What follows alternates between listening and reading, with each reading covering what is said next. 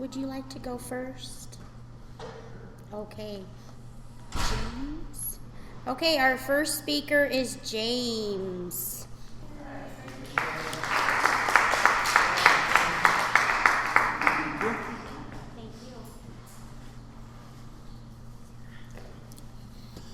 Hi, my name is James Ellum, a recovering addict. Grateful for the grace of God in this program for the life I have today. So I'm going to give a little bit back. There's a quote from another big book that says, what relationship does addiction have with recovery? What relationship does light have with darkness? And when I think about those two things, it makes me realize that all of the choices I made in lifestyle and in friends, and even the family members that I associated with, were all based on one objective: getting and finding ways and means to get and use more and more. There was never a personal contact or a personal interest as the start of that relationship. There might have been something that developed later, but the first thing I looked for was availability of something to get high with. And so in this program of Narcotics Anonymous, they tell me that I have to change all my playmates and my playgrounds. And playgrounds are oftentimes places, but sometimes I think it's relationships too, because we spend a lot of time in relationships. I learned in this program that most of the wounds that I have that led me into active addiction were from relationships that I had with people who were just as sick as I became.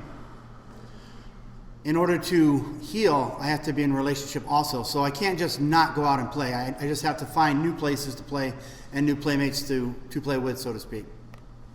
And I love the use of that term, playmates and playgrounds, because it implies that there's some fun coming.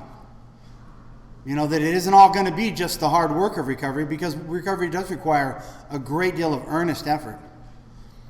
But it produces some amazing rewards. This weekend is just a small example of what those rewards really look like. You know, I often struggle with feeling like I don't fit in places, that I don't matter to people. And so I was kind of like today having one of those moments as I'm walking through the grounds here and tell my higher power, yeah, you know, I don't fit in here, you know. And I know that's my sickness talking, because it's not true, because it was just a few short minutes later that somebody actually stopped and said, "Hey, James, right? How you doing?"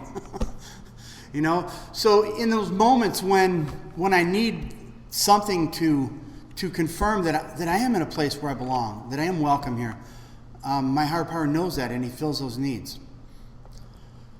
So the new playmates that I have, here's a couple things that they do for me. They love me unconditionally. Nobody's ever asked me to do anything to be welcome in this program. In fact, the only thing that they said is required is a desire to stop using, and I had that when I was still using.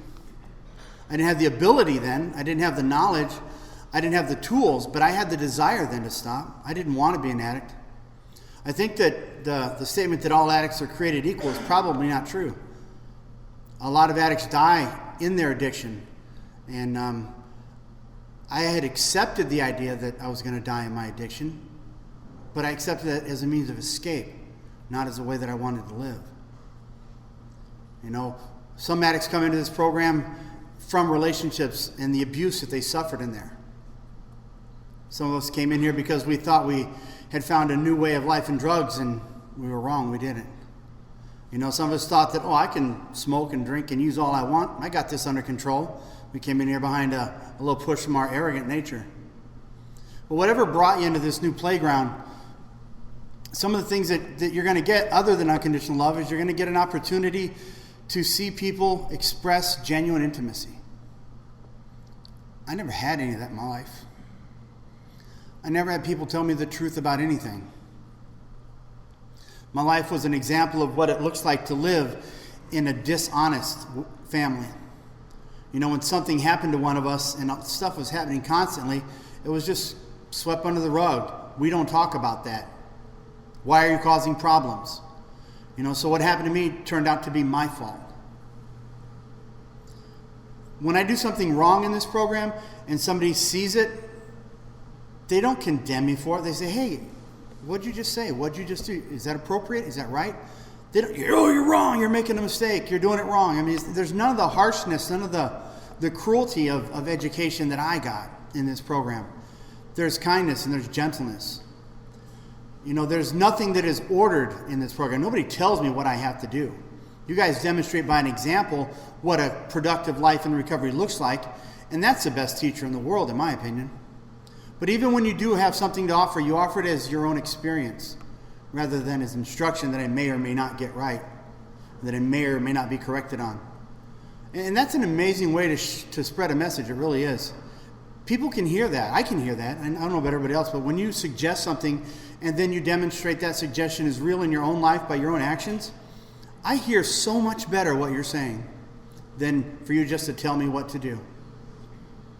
So the Playmates that I have in Narcotics Anonymous today, on top of teaching me how to live a better life, on top of loving me unconditionally, they accept me, not in spite of, but because of who I am.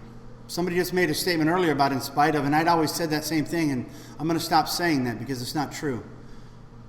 It's not in spite of who I am, it's because of who I am. And what I've learned is that I am not what I've done in life. My mistakes, my behaviors, that's exactly what those are. They're not my identity. If I continue to live that way, then I continue living that same sick behavior, that same dysfunctional life, the same dishonest relationships, pretending to be somebody I'm not, like the tough guy or the nice guy. It's just a way of manipulating you to put you in a position where I can get what I want from you. But if I do the opposite of that, if I just be honest, if I just express who I really am and stand in front of you without a mask on, without hiding, and just say, yeah, I'm a victim of abuse. I'm a victim of addiction. And I became the abuser in my addiction. The thing that I hated most, the thing that drove me into addiction, is what I became. And it's interesting that as I was sitting here listening to the earlier workshop on unconditional love, it occurred to me that the reason I wasn't able to do anything other than be abusive and be false and be dishonest, I didn't know any other way. It wasn't that that's who I wanted to be. That's just the education that I had. That's what I learned in the home that I grew up in, or that I was growing up in. I think I actually grew up in this program. But that's not true in my life anymore. I know now that I can decide a couple things that before weren't my choice to make. I can decide what's right for me and what's wrong. I can decide who I want to associate with based on who I want to associate with, not on what they have or what they can do for me. I can decide, like I did this weekend, to come to this 3-day event rather than go to my family's house for Memorial Weekend, because after about 2 hours of their drinking, I'm going to want to leave anyway. That's why I signed up to do this particular talk, because, at one point in my life, I was very much an approval seeker. I wanted my family to approve of me. Even in early recovery, I wanted them to say, yeah, great job, Jim. Can we come with you? And that hasn't happened.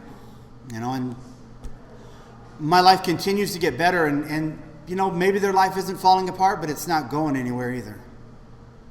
They don't have any purpose other than pay the bills, buy the house, get the beer. Maybe they do. I don't see it. I don't see the purpose in their life. I have a purpose in my life. I have a direction in my life. My life has meaning today. That all comes from this program. The purpose is for me to carry the message. The meaning is that if you stop using and you work the 12 steps, you can recover. And I get to show that. I get to demonstrate that in my life. And in the hope that in doing so, I will continue to recover, and that just maybe, somehow, all the negative things I've done can touch somebody else's life in a way that they'll want what I have. But I got to have something people want first. And I didn't have that for years. So from my new Playmates, I learned to be an example of recovery, not to preach an example of recovery. Because anybody want to be preached at? Because I can preach, I can. Nobody does, but we'll listen when it's genuine, right? When we know what you're saying is real because we see it in your life, we listen then. I hear better. It's a we program, so I use that word a lot, but I should make more I statements. The playgrounds that I don't go to anymore. I don't go to bars anymore. That doesn't mean I won't stop at a bar if I'm out on a job somewhere and grab a burger and fries for lunch. Because let's face it, bar burgers are pretty damn awesome, right? I don't know what they do back in that kitchen, and they can keep it behind the curtain for all I care because they're just awesome burgers. But I don't do that very often. But I don't go in there for anything other than lunch. I love to shoot pool, but I won't join the leagues because it occurs most of the time in bars where they where they shoot pool at night and people are drinking. I don't want to be around that. What association does recovery have with addiction? And that's kind of the guideline I use to determine, should I go to this place? Should I go to that playground?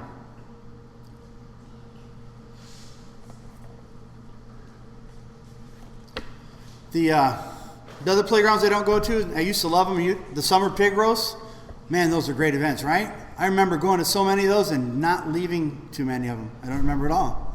I remember they had some food and they had some alcohol and they had some drugs, and I don't remember a lot of what I did the rest of the night.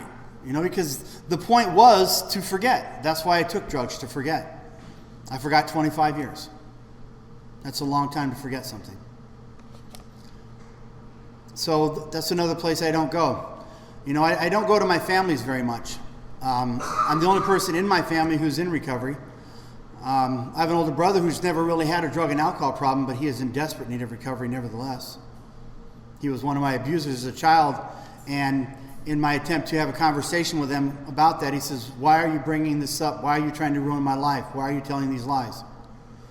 So when I say he's in desperate need of recovery, that's where that comes from. I don't hate him today. I forgive him for what he did, but I don't want to be a part of his life as long as I'm the reason that his life is no good. I'm ruining his life by creating all these lies and trying to destroy everything that he's trying to build. The rest of my younger siblings, and that's my older brother I was referring to, the rest of them, they all still drink and party. For a minute there, my sister, who's immediately younger than I am, who I was closest to growing up, she got busted almost a year and a half ago now for marijuana. She had a couple different bags of it in her car. And because she'd never had any type of legal problems, they gave her the drug diversion program, and for 9 months, man, she was on it. She was in recovery. She only had 6 months probation, so at the end of her 6 months, she's like, I'm so afraid, what am I going to do? Am I going to keep going to meetings? And she did for another 3 months. And then she missed one meeting, and she made one, and then she missed a couple, and then she made one, and that was that. And I called her up and said, "Hey, I haven't seen you at a meeting lately." And she goes, "Yeah, I made a medical decision that I really need to be able to smoke marijuana for the things that are wrong with me." I'm like, "Oh, so you went and got your card?" "No, I didn't get the card." "Oh, but it's a medical decision." "Okay, that's cool." For a minute there, I thought maybe that the life I was living was going to have enough of an impact that it would change her life. But I guess it did in a way, because she still calls me up sometimes and she still talks about stuff. But I don't go to her house again. I stopped going to her house because I know I'm going to walk in there and smell dope, and I don't want to do that. But there for a minute, I thought I had my sister back. But this is a cunning and dangerous disease, and it's out there to kill and destroy. That's its purpose. I firmly believe that just as there is a spirit of recovery, there's a spirit of addiction, and it'll ride you to the grave. It really will. I know that because I have a younger brother, David Michael Loveland, who was beaten to death, passed out drunk on his couch in his own home by his stepson. And I had the fortunate opportunity to have him call me up on a couple of occasions and say, "Hey, can we go to a meeting together?" And we went to a couple of AA meetings. And I know that although he never found recovery, I know he really wanted it. He was like me. He knew he was an addict, he knew he was an alcoholic, whatever you want to call him. But he also knew he didn't want to be. He just, for whatever reason, never found that path that led to genuine recovery. And probably it goes to Playgrounds and Playmates, because that's what he doesn't change. He never quit hanging around the same people. He never quit going to the same places. He never quit doing the same things. And I can tell you now that the only person that I associate from my previous life with are really my two boys. And they never were addicts, so it's a pretty safe environment for me. But I don't have any association with my family. The friends from years gone by, I don't associate with them. I have a lot of new friends today that are people who feel comfortable enough being around me that when I do something wrong, they'll call me on it. They say, "Hey, Jim," straight out. They're not in the program, so they're a little less tactful, I would say, but their intentions are genuine. They want to see me change and grow and continue to have a better life. But that's how I determine who I want to associate with today. If the person I'm talking about or considering whether I should continue being in relationship with them is somebody who improves the quality of my life in some way, then I want to be in relationship with that person. In the last 2 years, I've ended a relationship that was over 30 years old and one that was over 25 years old. And the first one was with a friend of mine named Sandy, and we've been friends since I was 17. And about 4 years ago, she decided to move down to North Carolina, and nobody would help her, nobody would give her a hand. And I said, well, I'll help you out. So we rented a truck and, on my dime, and drove her down there and got her set up in her new place. And while she was down there for 3 years, she made a couple trips up here. And I don't know if you know anything about geography in Michigan, but when you're coming up into Michigan on the 31 bypass, you're 6 miles away from my house in Niles, Michigan. And every time she came to Michigan in that 3 years, she drove right past my house to go see other people first.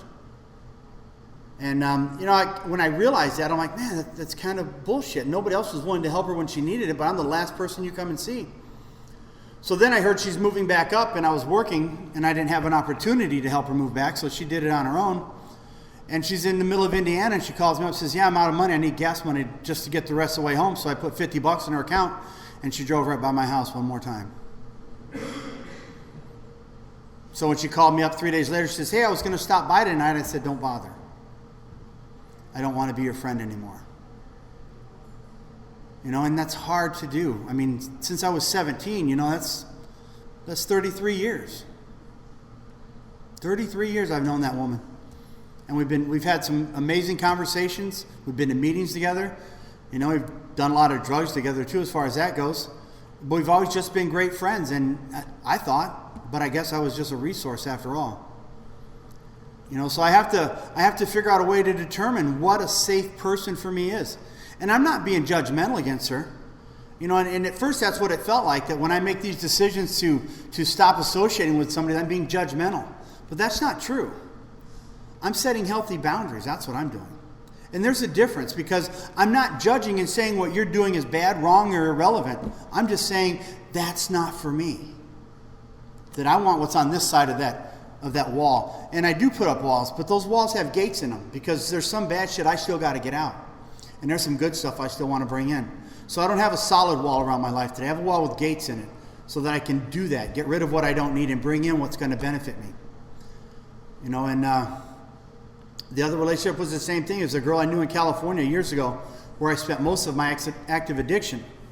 In November of 2011, I went out there to see my son graduate from the Marine Corps.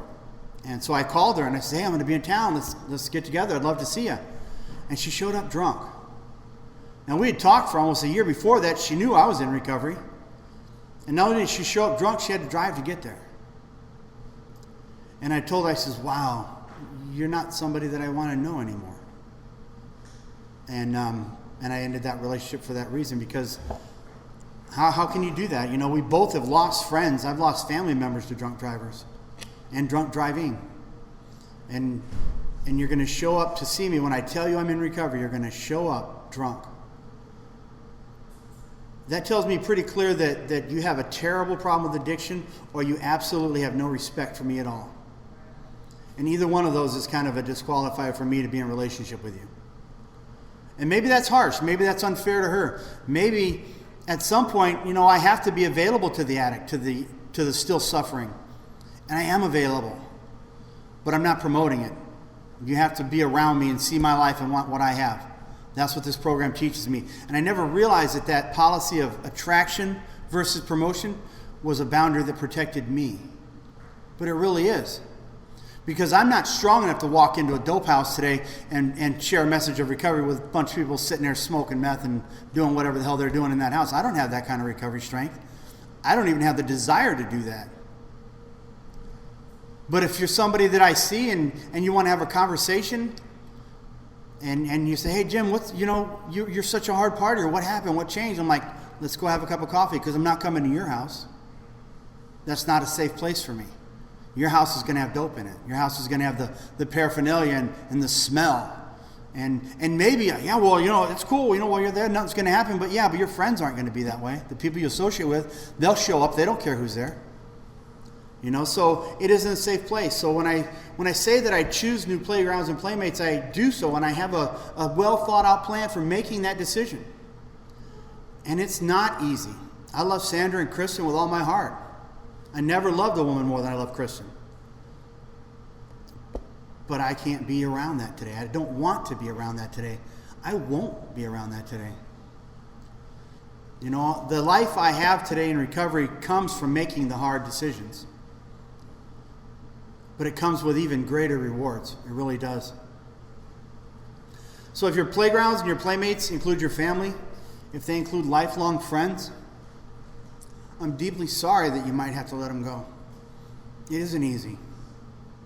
But I promise it's worth it. That's all I have. Thanks.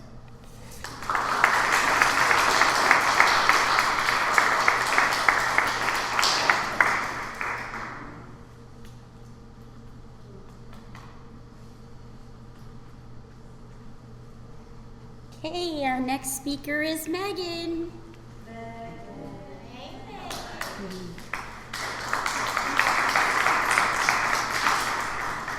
Hi, my name's Megan. I'm an addict. Before I start, I wanted to pass my basic text around, and all the women in the room, if you could sign it and put your number in it. I'm trying to expand my network, so.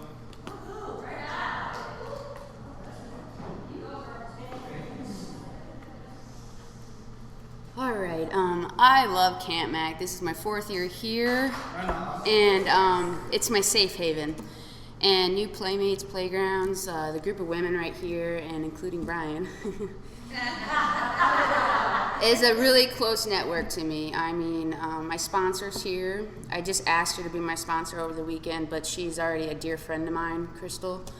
And it feels great because I feel more grounded than I have ever, you know, and I really needed this weekend because in my line of work, I don't get to make as many meetings as I did before, which really sucks. But hey, being a productive member of society, they say it wasn't going to be easy. They said it was going to be different, so I have to roll with the punches and just go with it. But having new playmates and playgrounds, it's amazing. I mean, just even my first year here, I like seeing everybody around laughing, and you know, I call it Hippieville down there at South Shore. And the white key tag coffee, I walked down there my first year and I'm just like, what the hell? You know, I mean, everybody's laughing, everybody's joking around, and nobody's using, you know? And that was just astonishing to me, you know? I mean, I had under 30 days clean then, and I was just blown away at the fact that people could come to a group and have fun, you know? That was so new to me. You know, unfortunately, I went back out because for me, that was a really hard struggle, people, places, and things, you know, because in my line of work, I deal with the bar scene, so, because I'm a cook, and so it was even hard, like, when I got a new job, driving down the strip where I live in a little town, driving past those places, and I was just like, I had to start telling them and playing the tape through that, you know, you don't need to go there. You don't need to sit at that bar and just say, oh, I can sit there and I'll be okay, and, you know, because it's not going to work for me, you know. So instead of doing that, I got my ass to a meeting, you know. So in the hindsight of it, having new playmates, it feels good because I've never laughed so hard in my life, you know.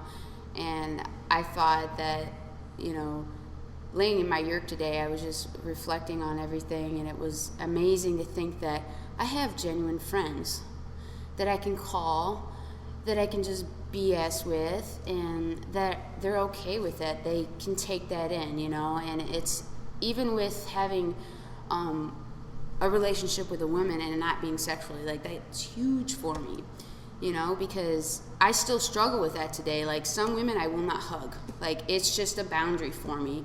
Like, because I have cheated, and I'm still working on me, you know? So, like, I have to remember that, you know, if I don't feel comfortable in a situation, I kind of just, like, I sit back in the scenery, you know? And it's something I have to work on every day. But having the group of women I have in my life today,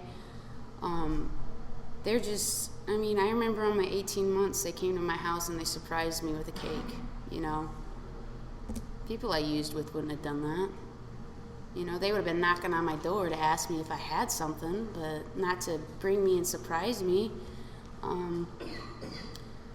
They always said, don't stop before the miracle happens. You know, I've heard that said so many times in meetings and conventions, and I've seen miracles, and I've seen people go that've had miracles. And that opens my eyes to say, you know, this is a daily routine for me. NA, I'm never going to get cured. I can only get better, you know. I had a sponsee sister, she was talking to me, and one of our friends has 35 years clean, and somebody made a comment saying, you know, well, if he has that much time clean, why does he have to keep coming back? Well, because there's no cure. And we're addicts. And you know what? I wouldn't want to be anywhere else but here, because you get me. You don't judge me. You don't look at me different because the way I look or whatever, you know?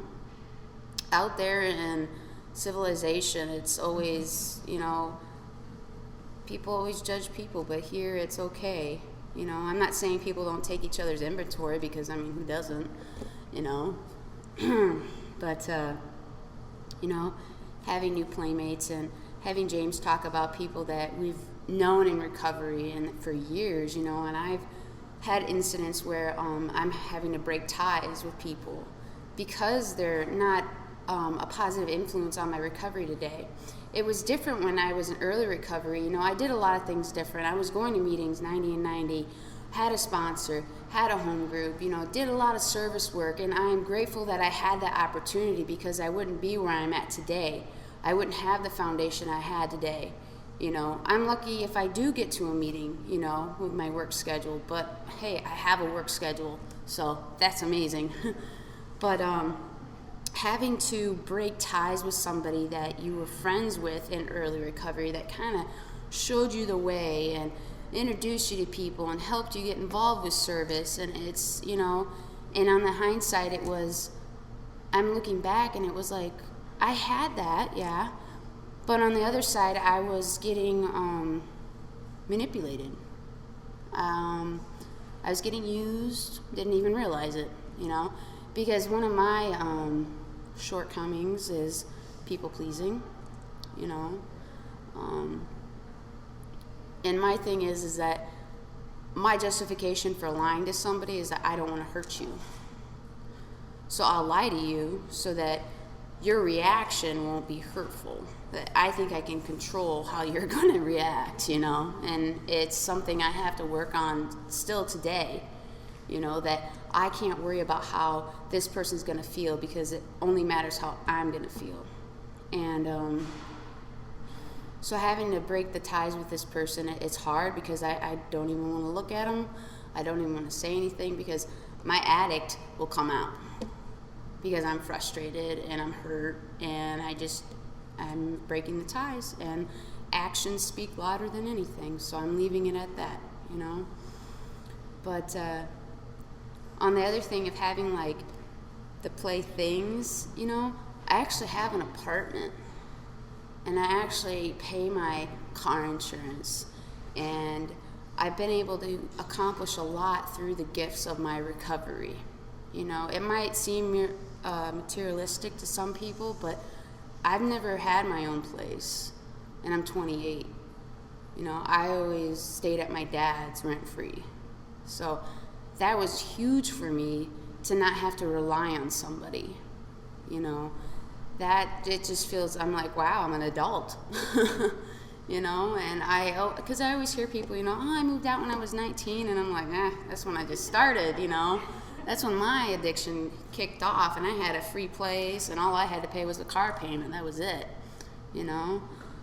So it's very different, and that's the one thing I love about recovery, is that you can relate to anybody. You know, you walk in the rooms, and they said, we'll love you till you can love yourself, and that's amazing to me. But yeah, I'm going to keep it short because it's a little hot here, and I'll keep coming back. Thanks.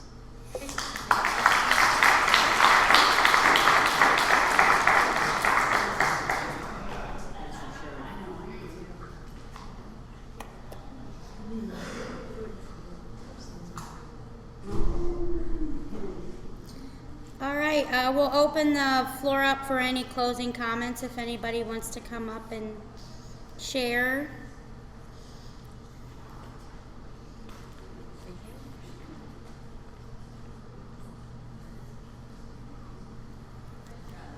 I'm Crystal, I'm an addict. Thank you so much, James, for sharing your story. It's definitely something that I can relate to and needed refreshed on. And Megan, she just walked out. Where's Megan at? That ass. Anyway, she's one of the most beautiful people I have ever met. And, anybody that gets the opportunity to know another woman or, a man on the man in the program in a genuinely caring, loving manner and an intimate manner, you know what, that is such a gift that, an active addiction I thought I had. I thought, I couldn't be the dope. But in hindsight, that was always the core of our relationship. Here in recovery, recovery is the basis of our relationship. And then the other things that we have in common, they just kind of fall into place. And then, along the way, it becomes genuine. And I would not have been able to be genuine if I wouldn't have kept coming back, stuck with the women in the program, and taken the suggestions and changed all of those playmates, the playgrounds, and the playthings. Because when I got here, I still had paraphernalia, still had the old friends, and I was still in and out. And that's just, it was one of the hardest things to let go, but it was so worth it. I want to thank you very much for sharing, and Megan too. And if she could hear me, she would know I said thank you. So, see ya.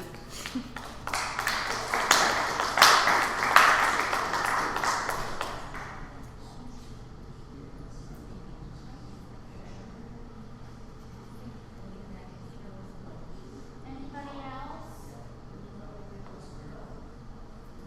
All right, let's close with a group hug and a prayer.